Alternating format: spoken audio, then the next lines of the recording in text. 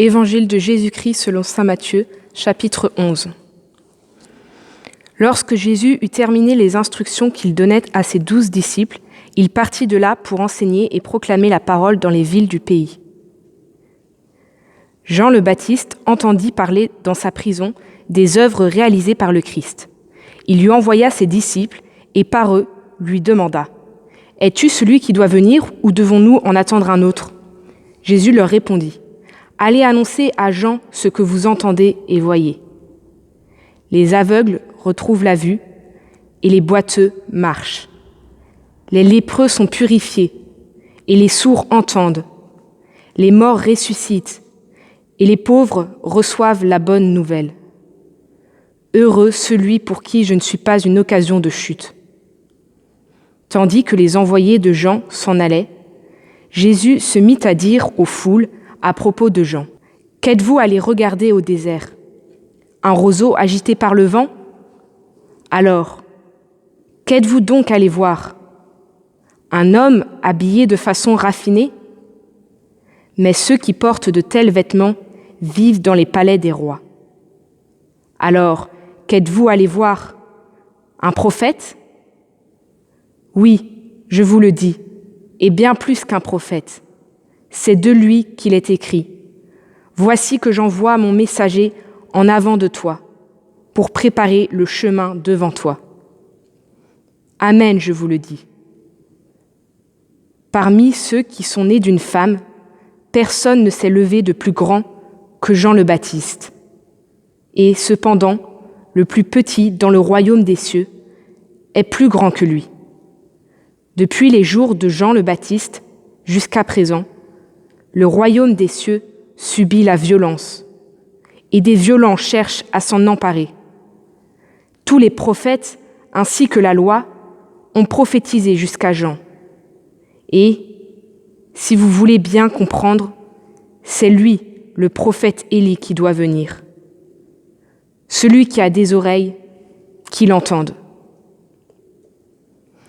À qui vais-je comparer cette génération ? Elle ressemble à des gamins assis sur les places qui en interpellent d'autres en disant « Nous vous avons joué de la flûte et vous n'avez pas dansé. Nous avons chanté des lamentations et vous ne vous êtes pas frappé la poitrine. » Jean-Baptiste est venu, en effet. Il ne mange pas, il ne boit pas, et l'on dit « C'est un possédé ». Le Fils de l'homme est venu.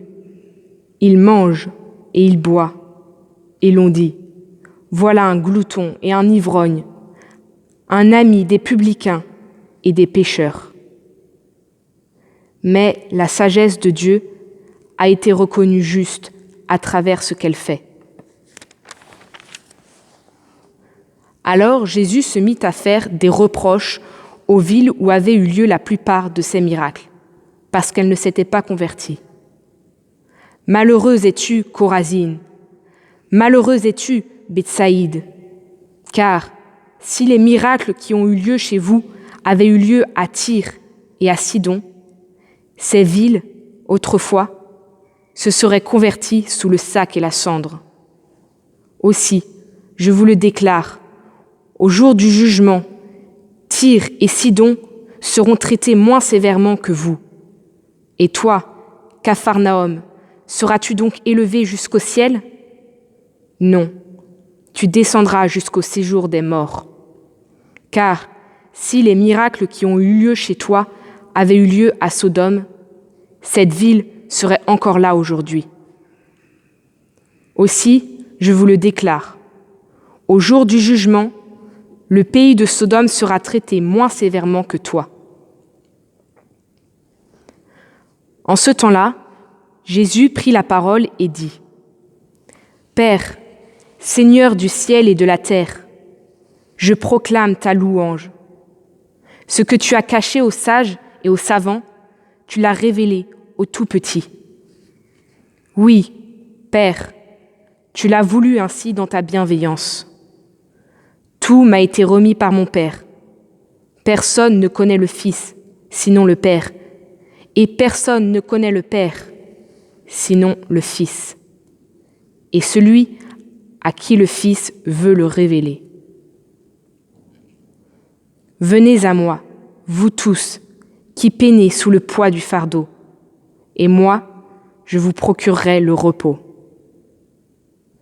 Prenez sur vous mon joug, devenez mes disciples, car je suis doux et humble de cœur, et vous trouverez le repos pour votre âme. Oui, mon joug est facile à porter, et mon fardeau léger.